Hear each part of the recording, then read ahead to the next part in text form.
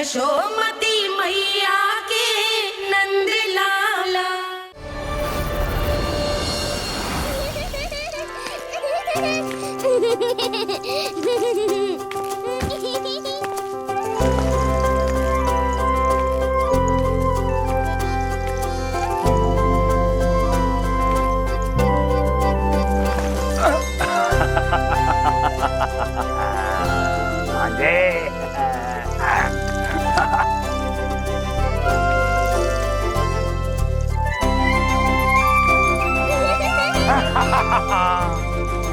भांजे भांजे, मामा से बचना असंभव है।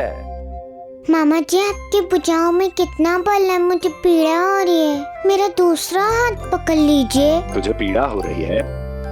ये ले।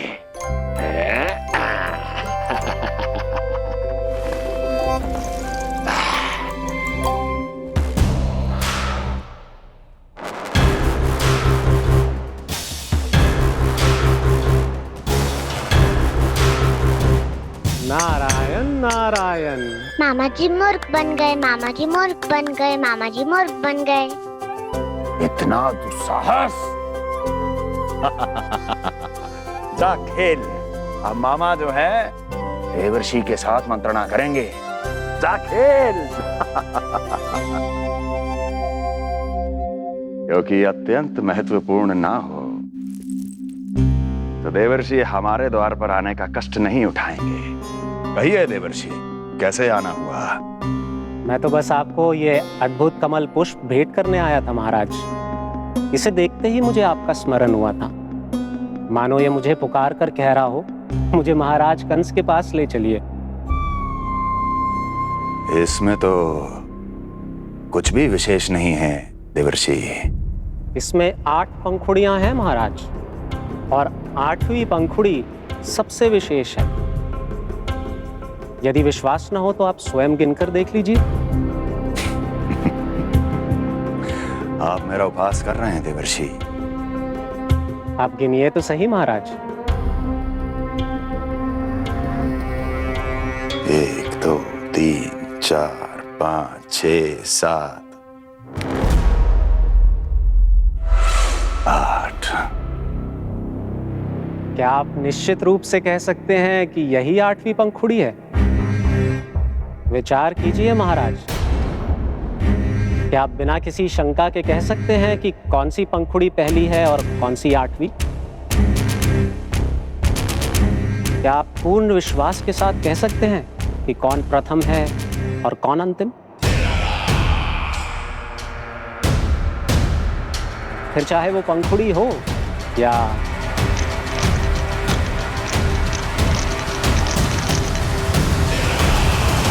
सावधान करने के लिए धन्यवाद देवर्षि।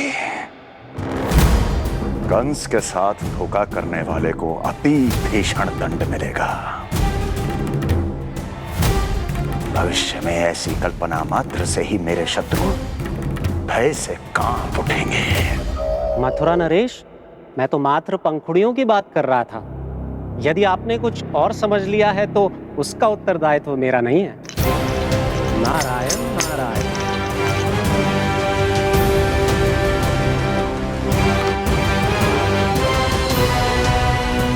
विचार कीजिए महाराज। क्या आप बिना किसी शंका के कह सकते हैं कि कौन सी पंखुड़ी पहली है और कौन सी 8वीं? क्या आप पूर्ण विश्वास के साथ कह सकते हैं कि कौन प्रथम है और कौन अंतिम? फिर चाहे वो पंखुड़ी हो या मामा जी मूर्ख बन गए, मामा जी मूर्ख बन गए, मामा जी मूर्ख बन गए, मामा जी मूर्ख बन गए।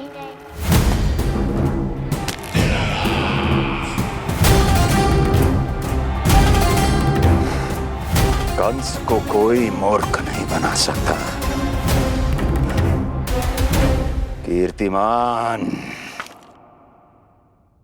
जी मामा जी। क्रोध काम लोभ मद मोह मत्सर, क्रोध काम लोभ मद मोह मत्सर, क्रोध काम लोभ। मामा जी मुझे दर्द हो रहा है।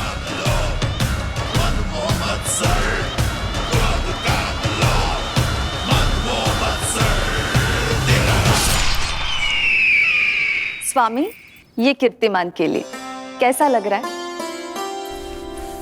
ये लीजिए स्वामी।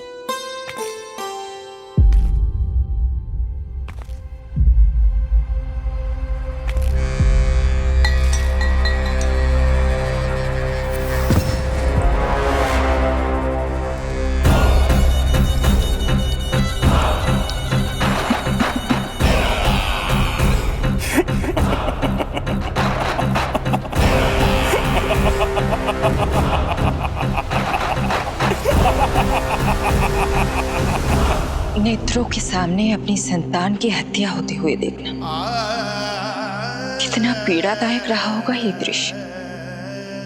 किंतु प्रभु, यदि देवर्षि नारद कंस के हृदय में संदेह का बीज न बोते तो कंस ऐसा कभी नहीं करता। तो फिर उसे उकसाए ही क्यों देवर्षि ने? आप भूल गए देवराज, समस्त संसार में जो भी होता है मेरी इच्छा अनुसार ही होता है। यही प्रश्न नारद ने भी मुझसे पूछा था।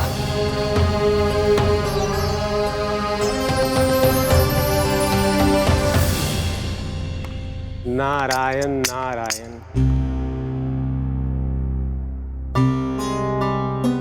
छोटे से बालक की इतनी निर्मम हत्या और माध्यम बना मैं।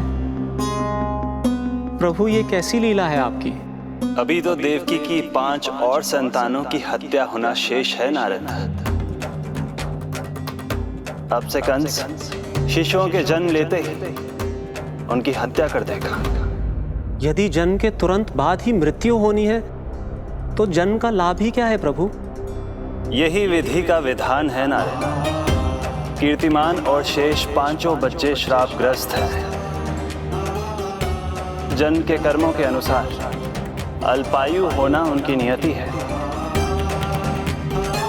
उनकी मृत्यु के बाद ही शेषनाग के अंश के रूप में बलराम और मेरे अंश के रूप में श्री कृष्ण का अवतार संभव होगा। नारायण नारायण।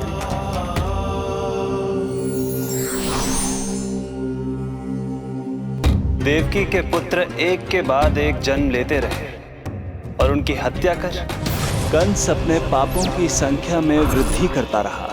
नहीं, मत मारो मेरा पुत्र, मेरा पुत्र।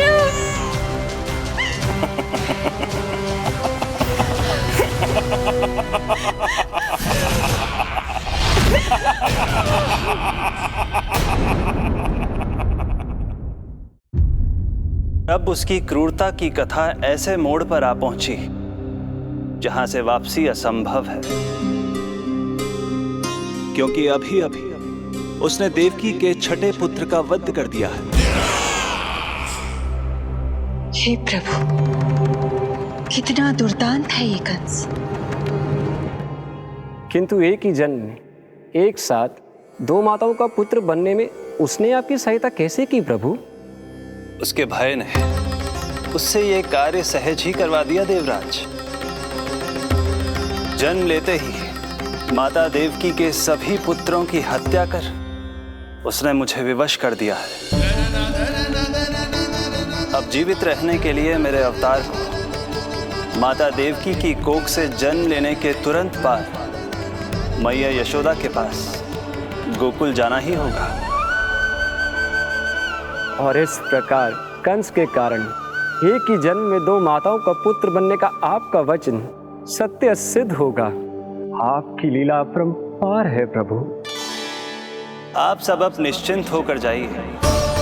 मेरे अवतार के जन्म होने की घड़ी अब निकट ही है। हम धन्य हुए प्रभु। हम धन्य हुए प्रभु।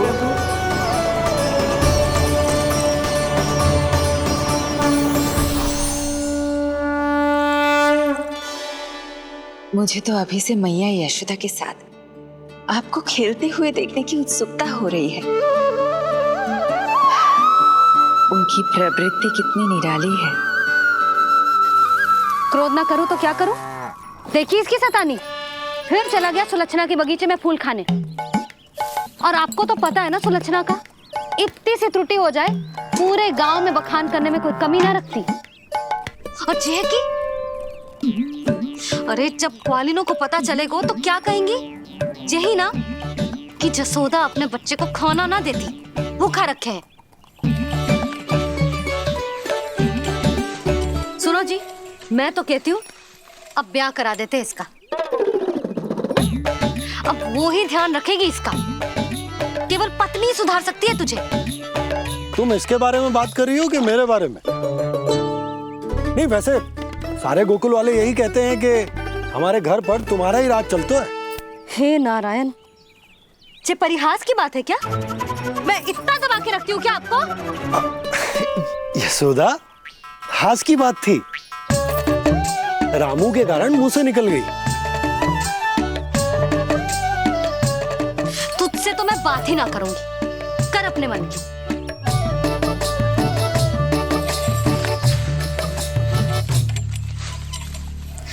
पता है तुझे कितना क्रोध आता है जब तू ऐसे बिना बताए घर से चला जाता है।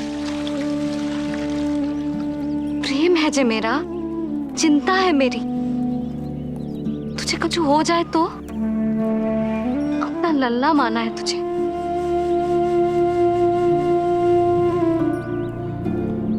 मेरे भाग्य में तो आमन्ना लिखो ही ना है।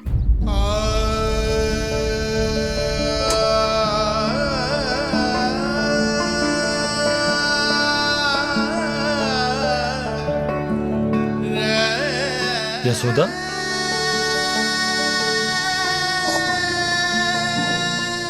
आपको पता है जब मैं छोटी थी इसके जैसी चंचल थी। गांव वाले कहते थे एक बार बड़ी हो जाएगी अपने आप ठहराव आ जाएगा। ना आयो। फिर बड़े बूढ़े कहने लगे चिंता की कछु बात ना है, एक बार शादी हो जाएगी सब ठीक हो जाएगा। ना हुआ। फिर सबन ने कही एक बार बालक हो जाने दो, गोद भर जाएगी अपने आप परिपक्व हो जाएगी। पर गोद तो भरी ना मेरी। बालक तो हुआ ही ना। उस पर जब जे भी भाग जाता है तो मुझे रह रह के यही स्मरण होता है कि कमी मुझ में ही है। मैं ही किसी बात का ध्यान न रख पाती। संभव है यही कारण से नारायण ने बालक न दियो मुझे। यदि देते तो बहुत बुरी मैया बनती मैं। यशोदा, क्या होगा तुम्हें? कहाँ की बात कहाँ लेकर जा रही हो तुम?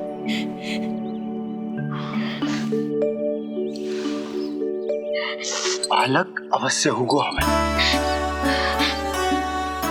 और बहुत अच्छी मैया बनोगी तुम। बस नारायण सही समय की प्रतीक्षा कर रहे हैं। मेरी तो ना सुन रहे बे।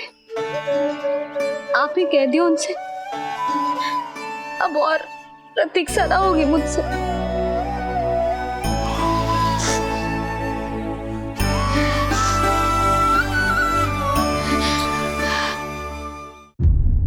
प्रतीक्षा तो अब मुझसे भी नहीं हो रही मैया। तो फिर मैया की इच्छा पूरी कीजिए प्रभु। जिस क्षण की प्रतीक्षा मुझे इतने वर्षों से थी, बस अब वो निकट है।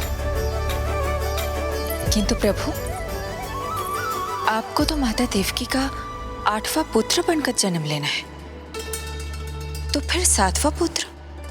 धीरज रखिए, धीरज। आपको तो ज्ञात ही है मेरे यहां देर है, अंधेर नहीं। मैं यहाँ तुम दोनों पर आश्रित हूँ यशोदा। भोजन, सुरक्षा, परिवार का अपनापन सब कुछ दिया है तुमने मुझे। किंतु मेरा दुख मुझे एक क्षण भी चैन लेने नहीं देता। मेरे स्वामी और बहन देवकी कितने ही वर्षों से कंस की काल कोठरी में बंदी है। दिन रात नियति के शाप को सहन करने के अतिरिक्त और कोई उपाय नहीं है उनके पास। मैं सुख की सांस कैसे लूं? कीर्तिमान की हत्या के बाद मेरी सुरक्षा के लिए मेरे स्वामी ने मुझे यहाँ भिजवा दिया, चुपचाप। किंतु मेरा हृदय तो वही छूट गया यशोदा। इससे तो अच्छा होता कि मैं भी उसी कारागार में होती, मेरे स्वामी और बहन देवकी का दुख तो साझा कर पाती।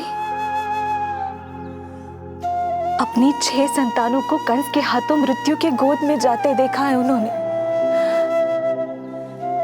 अब तो मुझे उस क्षण की कल्पना से भी डर लगने लगा है, जब देवकी अपने 7वें पुत्र को अपने गर्भ में धारण करेगी।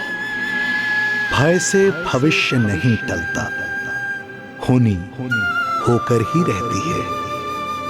समय बीता और देवकी के गर्भ में 7वें पुत्र का आगमन हुआ। क्या इसका भी भविष्य वही होगा जिसके भाइयों का हुआ था? इस बंदी गृह की दीवारें, प्रत्येक ईंट, प्रत्येक पत्थर, यहां तक कि यहां की वायु भी उस कंस की बंदी है। अब तक तो उसे सूचना भी मिल चुकी होगी। वो निर्दयी, क्रूर प्रतीक्षा कर रहा होगा कि कब तुम्हें प्रसव हो और कब उसकी तलवार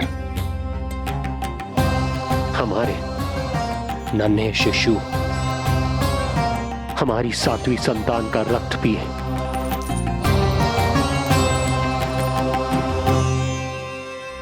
दुर्जन, तुम देवकी की कालकोठरी के बाहर स्वयं उपस्थित रहोगे, प्रत्येक पल 8वां प्रहर।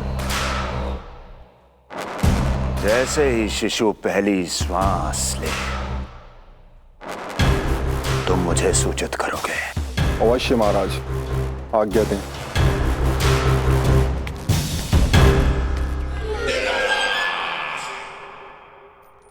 कुछ कीजिए स्वामी, कुछ कीजिए। मैं नहीं चाहती कि ये अपनी प्रथम श्वास इस बंदी गृह में ले।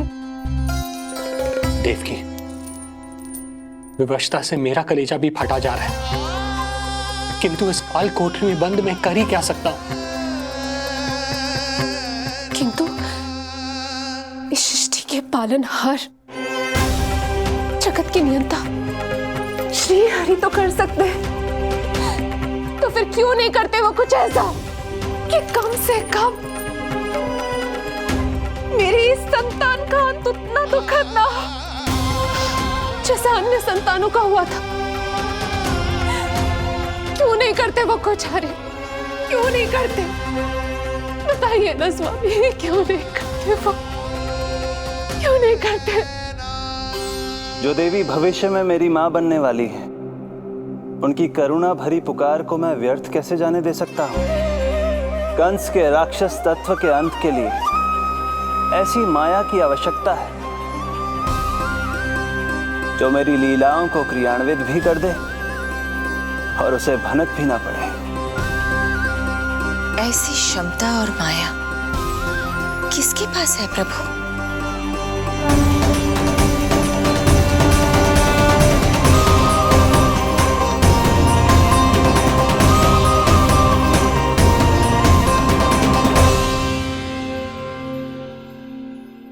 ओम नमो आकर्षणी ज्वाला मालिनी, ओम नमो भगवती क्लेशनाशिनी।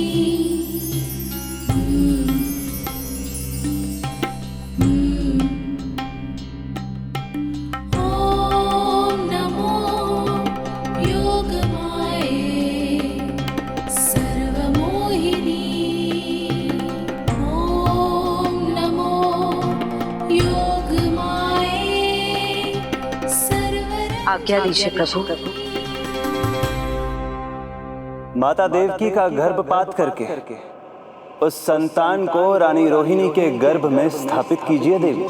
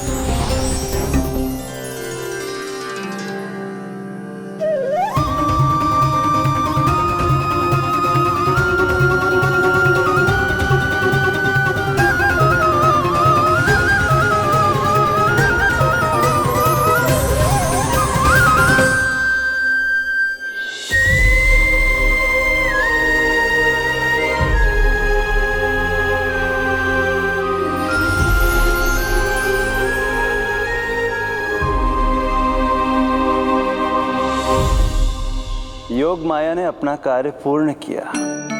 सुबह सूर्य की रश्मियां देवी रोहिणी को ऐसा संदेश सुनाएंगी जिसे सुनकर वो प्रसन्नता से झूम उठेंगी।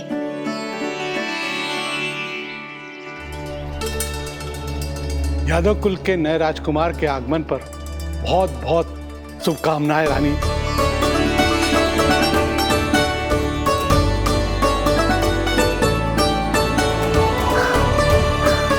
यशोदा, मैं माँ बनने वाली हूँ। यशोदा, सुना तुमने? चिच्ची, मैं माँ बनने वाली हूँ। मैं माँ बनने वाली हूँ यशोदा। अरे संभाल के जीजी चिकार कर रही हो। बधाई हो जीजी, बधाई हो, बहुत बहुत बधाई हो।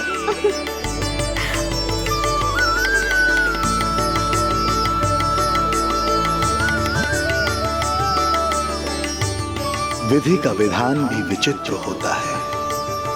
रोहिणी, जिनका ये पुत्र नहीं है, वो प्रसन्न है, किंतु देवकी, जिनका ये पुत्र है, वो व्याकुल है।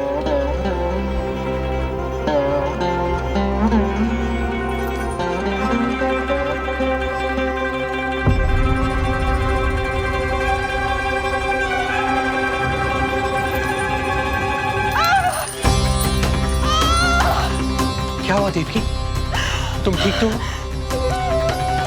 स्वामी, स्वामी मेरा पुत्र, स्वामी हमारा पुत्र चला गया। स्वामी, हमारा पुत्र चला गया। धीरज धरो देवकी, संभव है यही श्री हरि की इच्छा हो।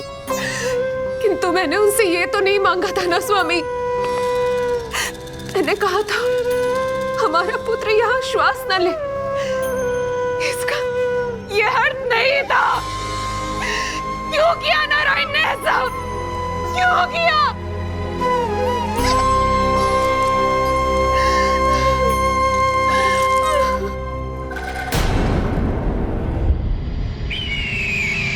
तो ये सत्य है महाराज, राजकुमारी देवकी का गर्भपात हो गया है। बच गया वो शिशु। किंतु यदि मेरे हाथों उसकी मृत्यु होती तो अधिक कष्ट होता उसे। सुख में समय पंख लगाकर उड़ता है। शीघ्र ही रोहिणी के प्रसव का दिन आ पहुंचा और उसने एक स्वस्थ और सुंदर बालक को जन्म दिया।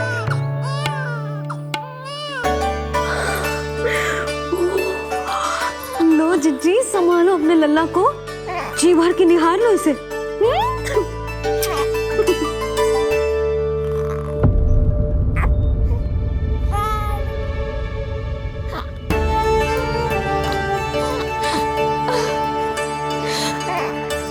मेरा पुत्र राजकुमार।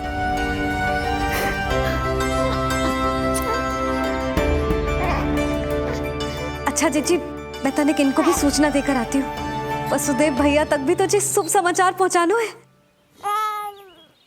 राजकुमार कौन है? हाँ, गोकुल का राजकुमार है। हाँ, गोकुल का राजकुमार है मेरा बच्चा। बल तो इतना है कि पूछो ही मत आप। एक बार उंगली पकड़ लेना तो उसके बाद छुड़ाना अत्यंत कठिन हो जाता है। और दृष्टि ऐसी कि एक बार में मन मोह ले। भगवान श्री राम की भांति सबको प्रसन्न रखतो है। बस तो फिर उसका नाम बल राम रखना। तो फिर उसका नाम बल राम रखना। देवकी, बधाई हो, तुम छोटी मां बन गई। भैया, आप दोनों कछु चिंता न करियो। बलराम का लालन पालन मेरा उत्तरदायित्व है। उसे कछु कमी ना होने दूंगा मैं।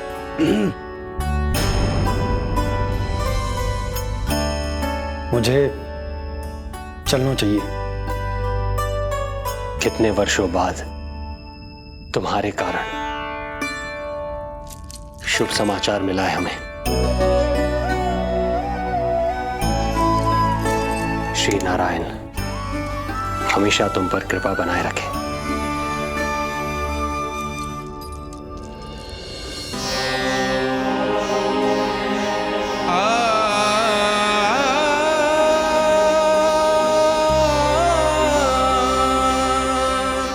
आपको बहुत बहुत बधाई हो स्वामी।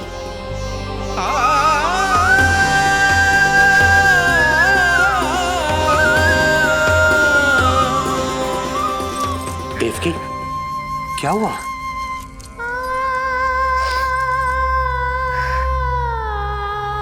कुछ नहीं। रोहिणी दीदी ने हमको वो सुख दे दिया जो मैं कभी ना दे सकी। उन्होंने आपको संतान दे दी, किंतु मैं देवकी,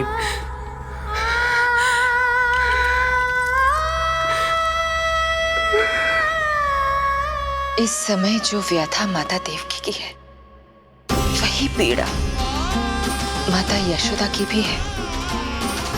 माता देवकी की ममता अपनी सभी संतानों को खोने की वेदना से त्रस्त है, तो माता यशोदा की ममता संतान ना होने के संताप में झुलस रही है। सत्य कहा देवी, मुझे आभास हो रहा है मैया यशोदा का हृदय मुझे अपनी गोद में खिलाने के लिए कितना व्याकुल है। सच्ची श्रीहरि, सच्ची मैं प्रसन्न हूं मैं कि आपके आशीर्वाद से रोहिणी जी को इतना प्यारा लल्ला हुआ है। पर मुझसे क्या त्रुटि हुई नारायण? मुझे क्यों न दियो आपने लल्ला? मुझसे क्या त्रुटि हुई नारायण? मुझे क्यों न दियो आपने लल्ला?